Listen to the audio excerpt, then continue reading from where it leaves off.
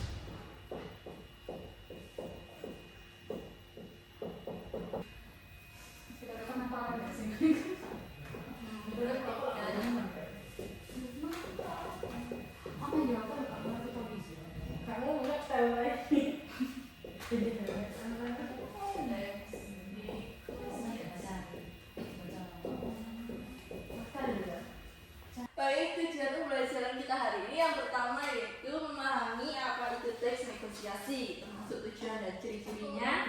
Yang kedua, menemukan struktur dan bahasa yang digunakan dalam teks negosiasi. Yang ketiga, menyusun teks negosiasi sesuai situasi komunikasi. Yang keempat, mempraktikkan teks negosiasi secara langsung dalam bentuk percakapan. Oke, mari kita bahas ya satu-satu. Ya Bu. Baik, apa sih itu teks negosiasi? Ada yang tahu teks negosiasi itu seperti apa? Saya Bu. adalah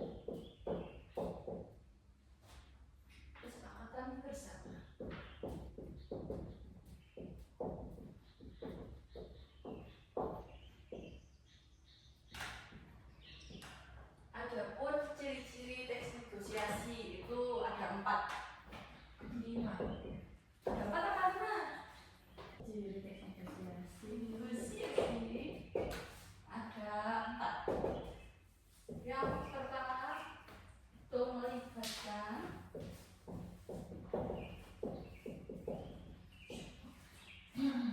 dua pihak atau lebih. Yang kedua ada proses tawar menawar.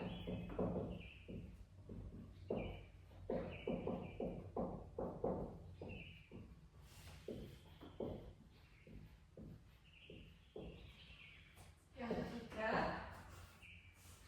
bertujuan mencapai kesepakatan.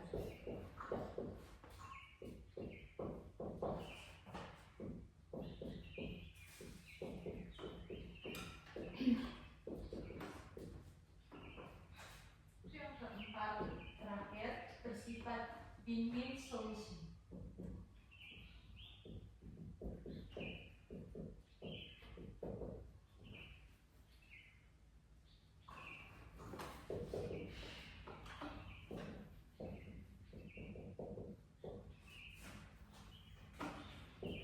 Baik, Ibu akan menjelaskan dari 4 ciri-ciri teks negosiasi ini ya.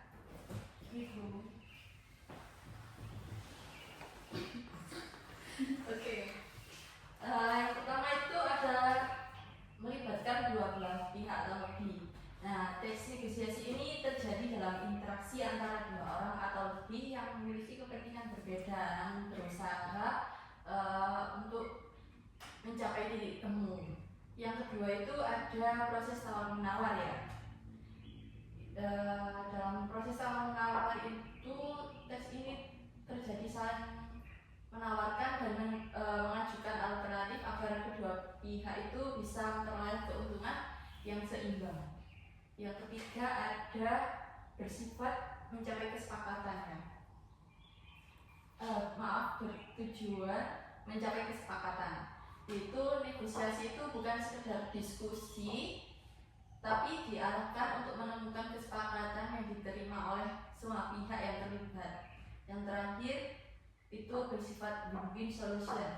Kedua pihak itu berusaha mendapatkan hasil terbaik tanpa merasa dirugikan. Artinya itu solusi akhir itu harus menguntungkan semua pihak, gitu ya.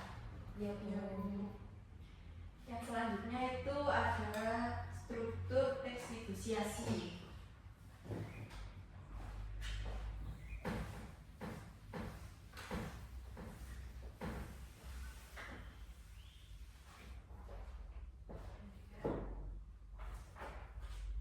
Materi yang kedua itu ada struktur teks negosiasi. Nih, gimana nih?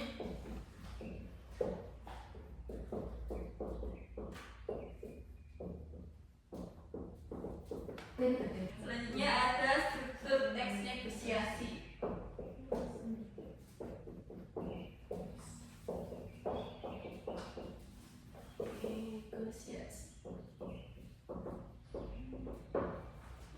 Yang pertama ada orientasi. Atau pembukaan. Ya, betul bahasa saya.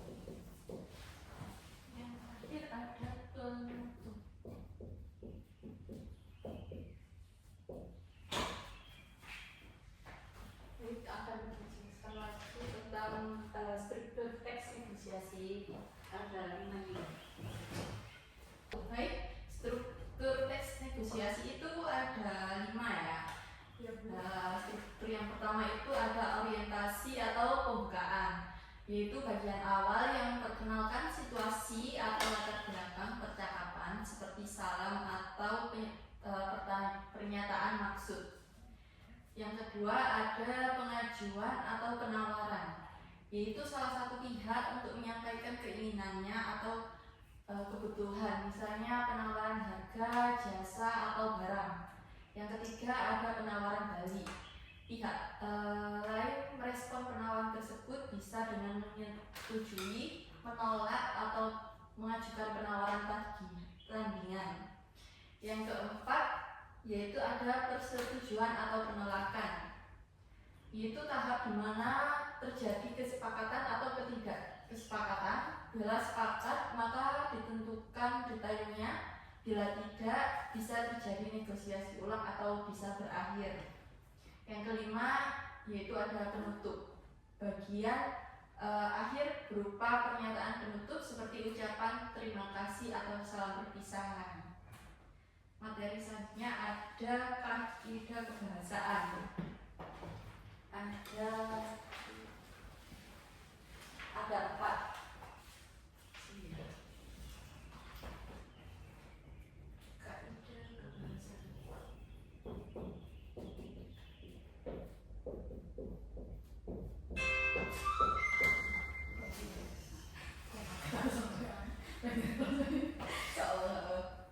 Yang pertama ada menggunakan bahasa yang sopan.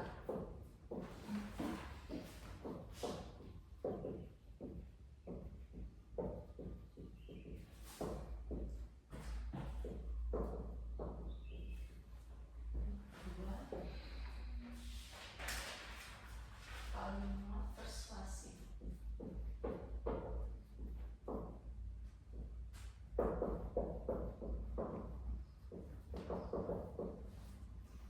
Ketiga ada kalimat deklaratif.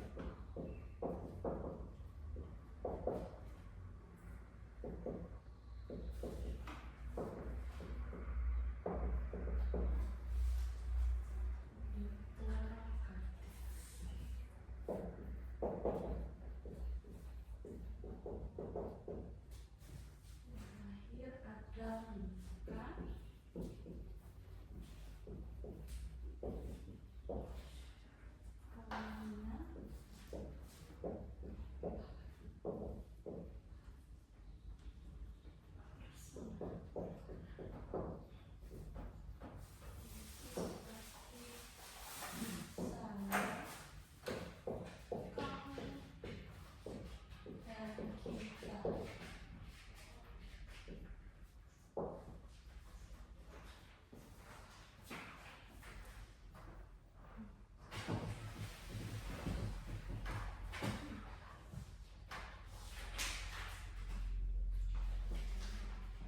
Kaidah kebahasaan ini ada 5 macam ya. Yang pertama itu menggunakan bahasa yang sopan.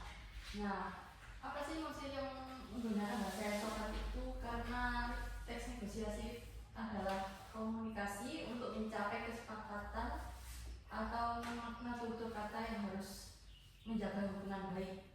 Yang kedua ada kalimat persuasif, yaitu kalimat yang digunakan cenderung membujuk atau meyakinkan pihak lain ya agar menyetujui tawaran yang diajukan. Yang ketiga ya, kalimat deklaratif dan interrogatif, yaitu kalimat deklaratif digunakan untuk menyatakan sesuatu, misalnya saya ingin membeli, sedangkan kalimat interrogatif itu digunakan untuk bertanya, misalnya berapa harganya barang ini tuh. Yang terakhir ada menggunakan pronomina persona, yaitu seperti kata saya, kamu, dan kita. Pronomina ini menunjukkan pelaku dalam negosiasi dan membangun kedekatan dalam komunikasi. Seperti itu ya anak-anak. Iya Bu. Ini akan Ibu kasih tugas untuk dikerjakan di rumah ya, tapi dalam bentuk kelompok. Baik Bu. Baik Bu. Iya, Bu. Siap Bu. Buatkan teks negosiasi negosiasi antara kalian dan teman kalian, bisa itu di pasar atau di toko atau sama-sama bicara juga bisa gitu ya. Bebas pilih apa Bu? Apa? Bebas pilih ya. Iya, bebas. Kalau Terserah. pengumpulannya Bu, di Pengumpulannya itu bisa lewat video apa berupa teks saja? lewat video tentunya. Iya. Dikumpulkan minggu depan ya, Nana. Baik, Bu. Oke, kita sudahi pembelajaran hari ini tentang teks negosiasi. Bisa disimpulkan bahwa teks negosiasi ini sangat penting dalam kehidupan sehari-hari kita. Apalagi untuk menyelesaikan masalah dengan cara berdamai dan saling menguntungkan. Jangan lupa tugas teks negosiasinya ya, Nana. Ya, Bu. Oke, sekian pembelajaran kita hari ini. Terima kasih atas perhatian dari kalian semua. Mari kita tutup pembelajaran ini dengan doa. Berdoa mulai. Berdoa selesai. Wassalamualaikum warahmatullahi